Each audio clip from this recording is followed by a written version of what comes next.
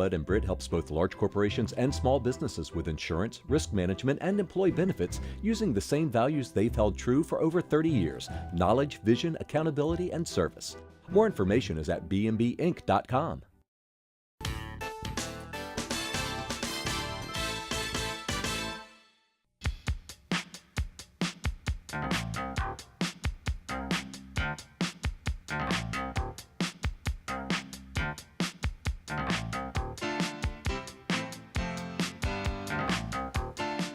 Hello, I'm Marcia Cavanaugh. Thanks so much for joining us.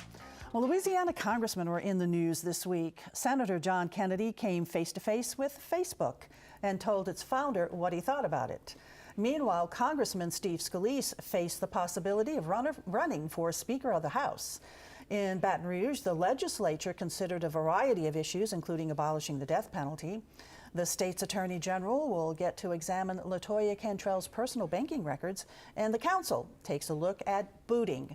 Our Future Watch segment examines bugs and the impact of the severe winter weather. And there was news from the news business as the Advocate bought Gambit.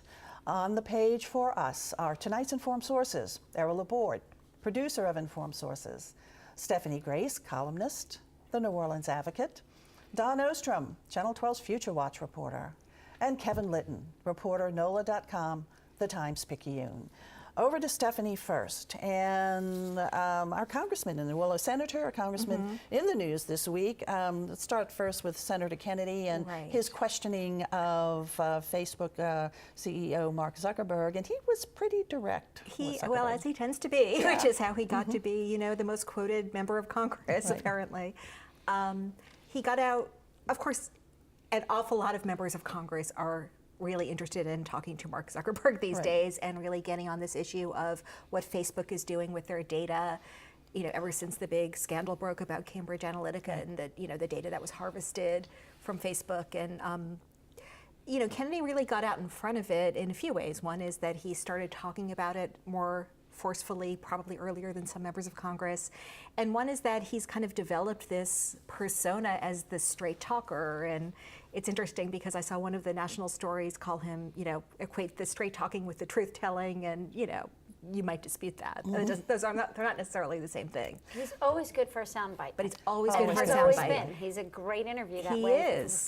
for your needs in media. And he has been discovered by the Washington press and by the Washington establishment. So, you know, Mark Zuckerberg gets in front of him and John Kennedy tells him to his face that his kind of user agreement sucks. And of course, you know, we've heard him say things like that before in Louisiana. Remember when he ran for Senate, Obamacare sucks. And but it's, you know, I think it's what he thinks people want to hear, and he probably is right about that.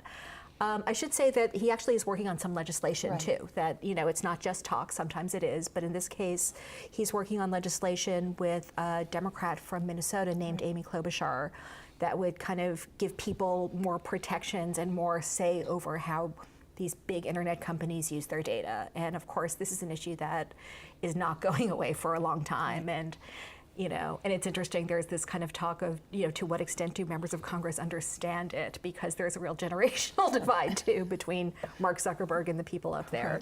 But I think it's really the beginning of what's going to be a major issue, and Kennedy's gotten it on the ground floor. But in terms of Kennedy and his presence now, like we've said, you know, he's really a darling almost of the press corps. He really Washington is. press corps, I mean, he keeps getting his face out there in front of the camera. So, I mean, what does that say about his aspirations here at home? I mean, it's so interesting. You know, my personal take is that I know he talks about running for governor, but why would he want to give this up? It's kind of a nice position to be in, that you get a lot of publicity and everyone thinks you're charming and funny and you're not really responsible for a big budget deficit, for example. And plus you have 6-year unlimited terms. Yeah, that's true. And, you know, I mean, I think there's an issue. So the issue is he going to run for governor, of course? And this week, once again, he has said he's thinking about it. And the governor election is in 2019. So, you know, it's a little bit frozen until we know who John Bel Edwards' main opponent will be, and of course John Kennedy would be probably the main opponent if he runs. He didn't give a timetable. He didn't say, you know, he told others thinking of running that they should just go ahead and do what they're going to do. So we don't know. I mean, he gave a little bit of a timetable. He said, you know, kind of by the end of the year. He does have the advantage, though, because he could run without having to give up his Senate seat. Exactly. So he's got nothing to lose and with he, it. you know, is very well known, and there's, you know, there's money, and, you know, I think a negative for him is he just ran for Senate, and he just got up to Washington, so he's only really in his second year. And, you know, how do voters feel about that when they, you know, have two very junior senators and, you know, the idea that they just elected someone and he really hasn't done all that much except get quoted a lot. Quoted a lot, yeah. You know, saying, okay, now I'm on to the next. And this piece of legislation will be interesting to see. It will. That you talked about. Okay, let's talk quickly And about again, Steve it's interesting Scalise, that it's bipartisan, too. Because, you know, Paul Ryan is not going to seek re-election, so Yes. everybody's saying, Steve will Scalise. Scalise be our Yes. next speaker? Right, and of course he's not the next in line. He's the number 3 in the House. There's a guy named Kevin McCarthy who's the majority leader from California. Paul Ryan actually today came out and said, I would like him, and he kind of said everybody wants Kevin to succeed me. I don't know that he gets to speak for everybody. But Kevin McCarthy he ran for speaker before. Remember, Paul Ryan did not run for speaker. Paul Ryan was recruited after John Boehner left because they kind of didn't have anybody. And the reason is Kevin McCarthy kind of gave some weird interviews, and he didn't have the trust of the real conservative branch of the Republicans. And Steve Scalise does, so that's an interesting dynamic. Now, Scalise has said that he would not run directly against Kevin McCarthy, but the way these things generally work is, you know, it gets worked out behind closed doors. There's not going to be a big vote that, you know, Kevin McCarthy will know whether he has the votes and step aside if he doesn't, in which case Steve Scalise is right there. And there's also now some push for Ryan to step down before And the end that's of his so, term. you know, there are a lot of variables here. One is, does Paul Ryan really serve out the rest of his term as Speaker? As he said, you know, you're going into an election, with a lame duck Speaker, you're not going to get anything done. People, you know, are saying if we want to have an agenda and we want to communicate an agenda, we need a real leader. The huge question, of course, is the Speaker going to be a Republican next time? And that's Right. up to voters across the country. And of course, everybody's expecting Republicans to lose seats. So the question is, do they lose enough so that we're talking about replacing not Paul Ryan, but Nancy Pelosi, Right. which is a totally different dynamic. I think it's also worth noting that McCarthy is known to be really close to Trump, and there's 8 months until that speaker race would really come out. 8 months is a long time in Trump world, and Trump has talked about Kevin McCarthy possibly being a chief of staff if John Kelly were to leave. So that really positions Scalise So in a lot that of spot. variables there. And a then, lot you know, of variables. Scalise has also really been very vocally pro-Trump, especially lately. So, Okay, all right, well, remains to be seen. Okay. Right now, we're going to move over to Kevin and talk about booting. Now, people have really been up in arms in Orleans Parish because even though it's been on the books since 2008, the city really started enforcing the law of you're going to get booted if you have one unpaid parking ticket. Caught a lot of people by surprise. They don't like it. Yeah, I think people didn't realize that it happened because a lot of times when they make policy like this, it goes through city council, it goes through a public hearing, and there's a big public discussion about it. That didn't really happen in this case. They went to the one ticket rule because it was much easier to get revenue quickly if you go to the one ticket rule. If you have to pay to unlock your car, you pay. Absolutely. And then I think there's also this factor that the technology around booting has gotten a lot better. If you'll see the vans, they're these white vans, and they have cameras on either side, which are automatic license plate readers. So they were able to much more efficiently get into neighborhoods once they had this technology to find your car and boot you. A lot of people used to get booted if maybe they drove downtown and a ticket officer came across the car.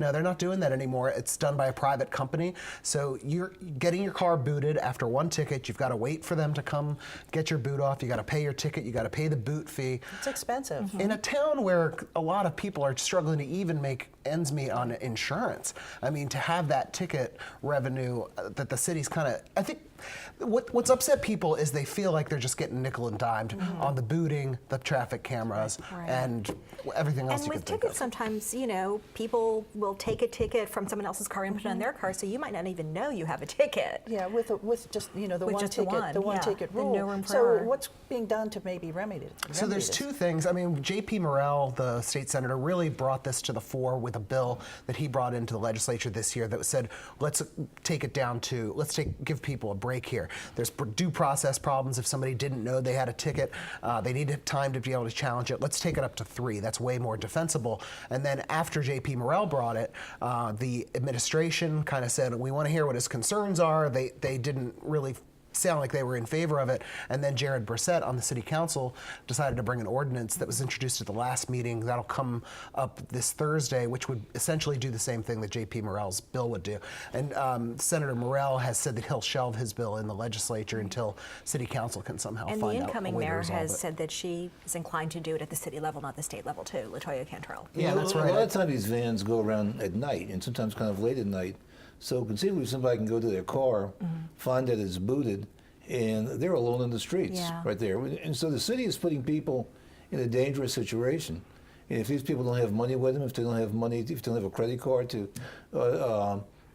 free it, if they need to take a taxi, if they don't have money for a taxi, it's very dangerous. I mean, But from the city's perspective, I think they're looking at it where they're having all these unpaid tickets. If they go to the 3, you can go to 2 tickets and never pay those, get your license plates changed, you get a new car, and you're never really going to have to pay that. So this is just their way of saying, we're going to collect on every single ticket no matter what. So it goes before council next week. A resolution could be reached next week on it? They could vote on it one way or the other? Yeah, they're going to vote on it next week. I think the only thing that maybe would derail it is if the administration came out and said, look, this is going to cost us a tremendous amount of money. The mayor-elect wants to take down traffic cameras. That's, maybe an $18 million hit to the city budget. But look, this is an unpopular thing, and for an outgoing council to go out on a high note, this is their last meeting. It's hard to see it not pass. And how hard is the Landry administration going to fight at this point? I Yeah. mean, they're down to days. That's true. Yeah. All right. Thanks a lot, Kevin. Over to Errol right now, and there was a newspaper sale. yeah, I think going back to the 70s, there was a tradition of alternative newspapers starting, so-called alternative. It was like a new era in journalism after Vietnam and Watergate, and there was this new generation of people that wanted to have a different perspective on the news as opposed to the dailies, which were seen as being more conservative. And so you saw this around the country. I think they were inspired a good bit by the Village Voice. And in New Orleans, you saw the first one actually in the 60s, going back to the Vieux Carré Courier, which started off more as a neighborhood newspaper. Then you saw a newspaper called Figaro, which started in the 70s, which was very popular. These theaters also covered entertainment in a way that the dailies never did. Whereas the dailies would cover the Blue Room, the alternatives would cover Tipitinas, that sort of thing. Okay, and so they reached a new audience, and they were very, very popular. Ultimately, Figaro was replaced by Gambit, which was the survivor over the time, started by a guy named Gary Eastland with some investors, and Philip Carter being one of them. Briefly, a company out of Virginia called Landmark Communications owned Gambit, the same company that owned the Weather Channel at one time. So there was this brief period where Gambit and the Weather Channel had the same owner. And then for most of its the past few years, it's been owned by the Duboses, Clancy and Margot Dubose. Nationwide, alternatives are struggling, but Gambit is considered to be one of the ones that's doing better, that the advertising base is such. Seeing something like this, the Advocate buying Gambit is not really unusual. I think you see more and more of this sort of thing. More and more. It's hard to have standalone anything now, especially standalone media. It's hard to be a standalone magazine or a standalone weekly newspaper. In Lafayette, for example, there's an alternative called the Times of Acadiana. And a few years ago, the daily there, the Lafayette Advertiser, bought it, and the Lafayette Advertiser is owned by Gannett. So here you see the extreme that it's going, like these once independent voices, is owned by a newspaper that's owned by Gannett. But I think that's going to be the survival, and it's going to give new energy and new activity. And I know, Stephanie, you work for the Advocate, and I guess you sense kind of what's going on there too. I feel like there's a lot of relief among the staff that it's going to stay locally owned, and that there will not be cuts. People are not going to get fired, so obviously, because that's happening all over the country. They will be moving into our building. They're going to remain 2 separate brands, but the news staff will be run out of the same building as the Advocate in the warehouse district, and then production, some other functions in a building adjacent that's owned by John George's. And for instance, this announcement was made the same day And Kevin, you can address this, that the Yeah. Picayune moved to its new Right. building, Which and is they're just all down kind the of in the street. same area. Yes, yeah. And so we're having to, there used to be a newspaper row in that area, and that went away, and now we have coming back. 3 It's a newspapers warehouse, now right. in one area. So we see a revival of Warehouse newspaper district, row. Will the Duboses still be involved in this new? From what they say, that Clancy's going to still be doing his column. Correct. Margot will still be advising. She'll be consulting, yeah. in the advertising, but I don't know if they're. They didn't announce the terms. I don't know if they're their employees, but they're going to still be involved. Politics has always been one of Gambit's strengths. It's always been one thing that he was noted for.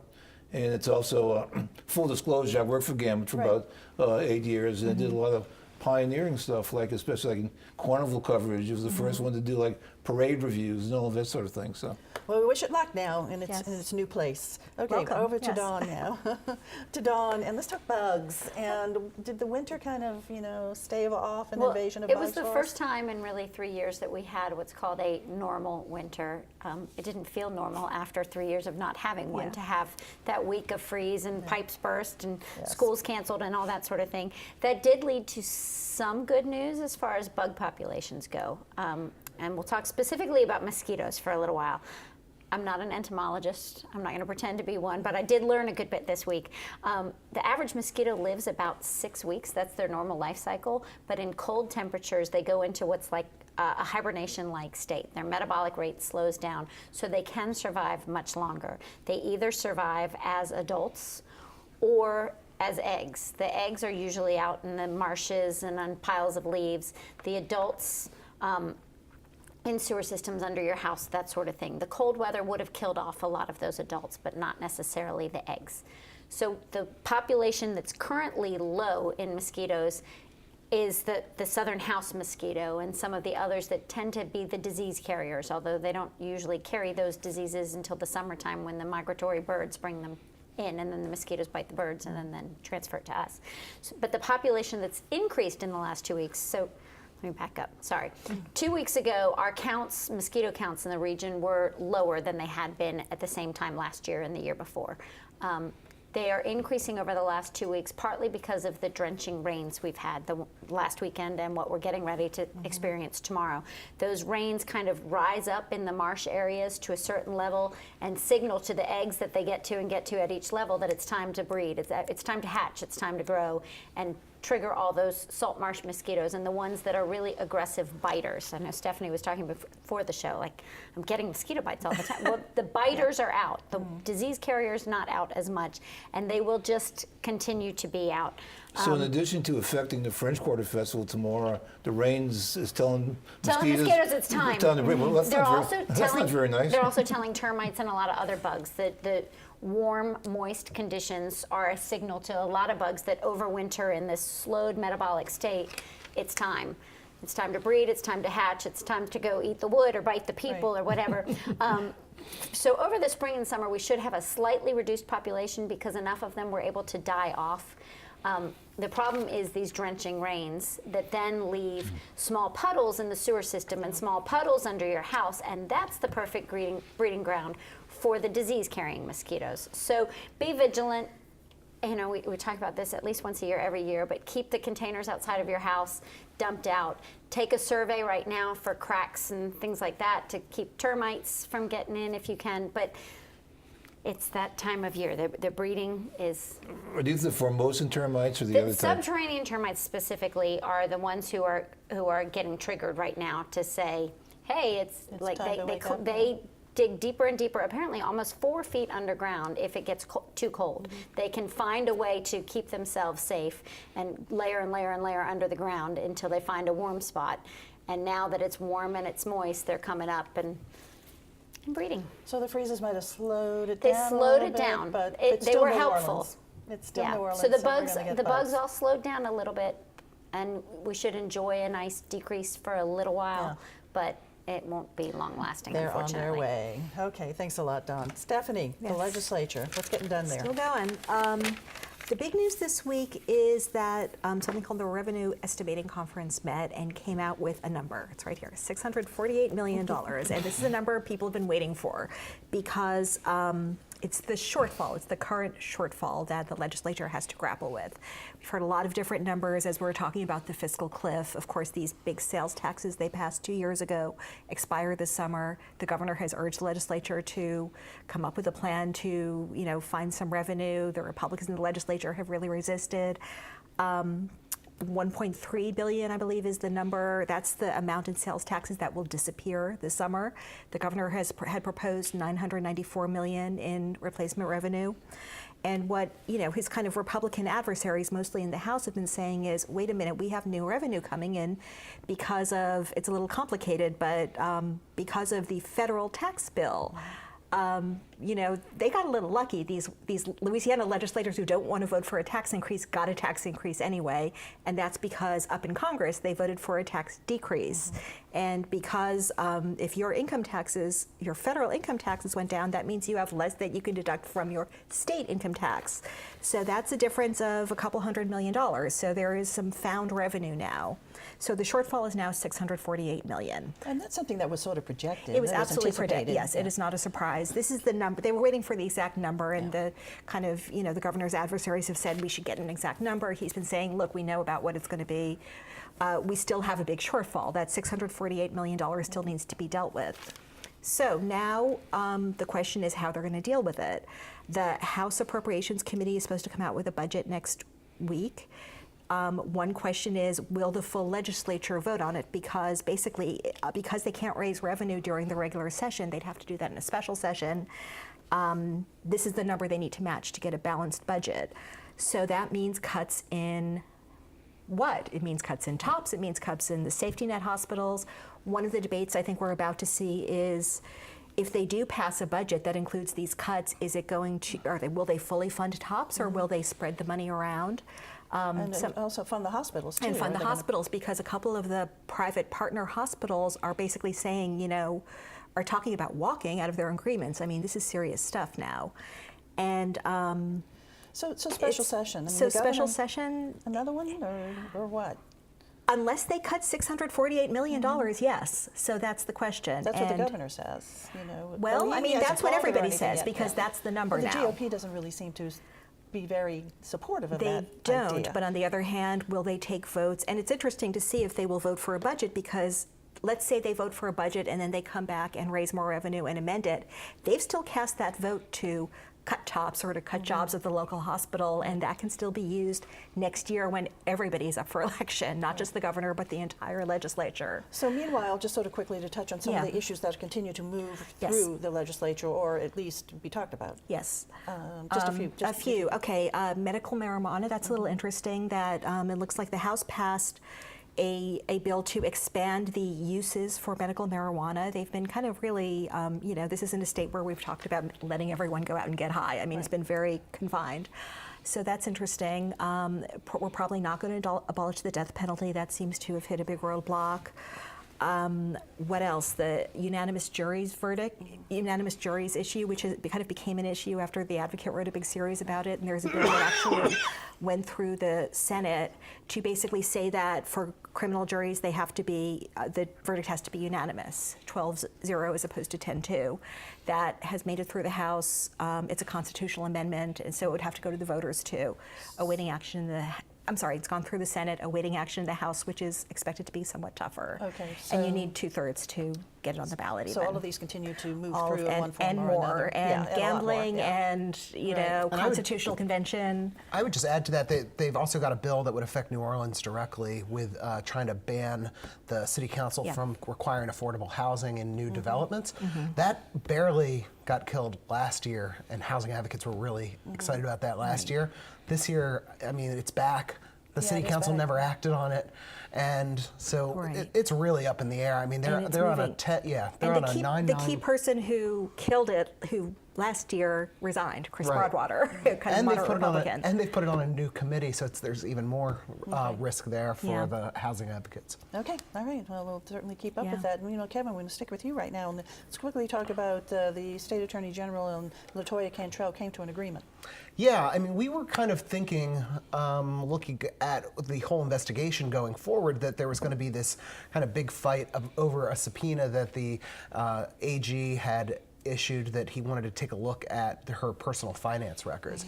And they had filed a motion to quash, LaToya Cantrell had, and so that was going to be decided by Lori White. There was a whole fight over whether judges should get recused. That had been resolved. We were looking at kind of a May, thought it may get resolved by May, but now they've come to an agreement to say, LaToya Cantrell basically said, look, if you want to look at my personal finance records, you can do it in my attorney's office. If you'll withdraw the subpoena, and we'll withdraw our quash motion, and we'll just let's leave it at that.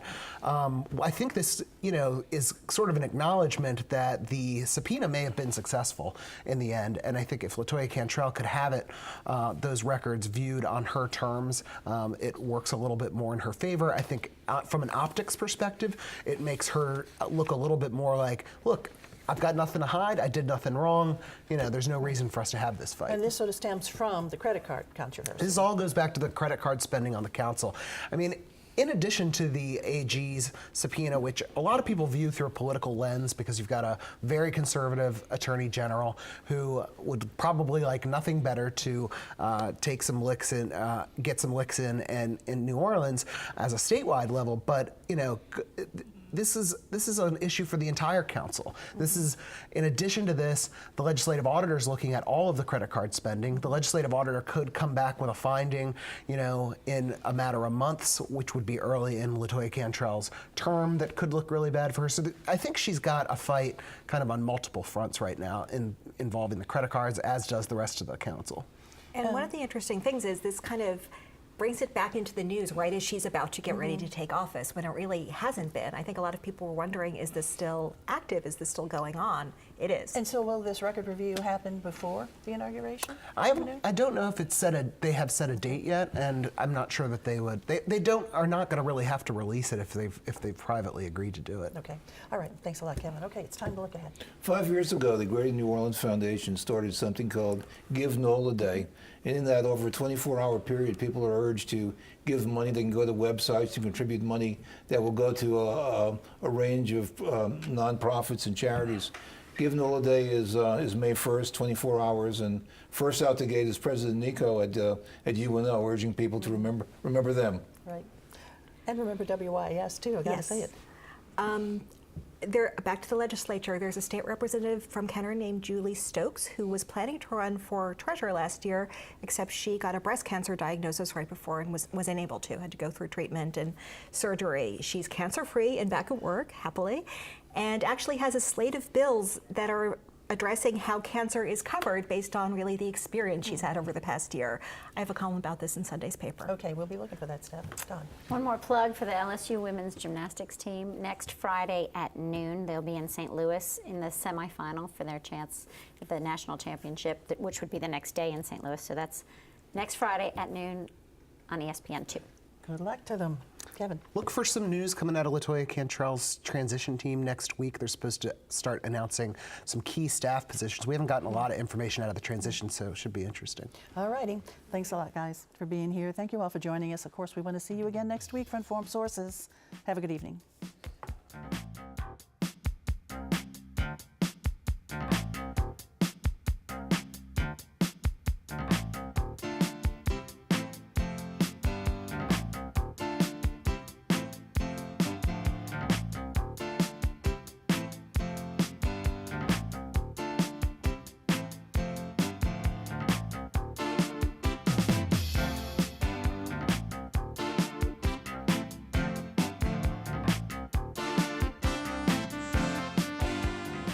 The firm of Bowen, McLeod & Britt helps both large corporations and small businesses with insurance, risk management, and employee benefits using the same values they've held true for over 30 years: knowledge, vision, accountability, and service.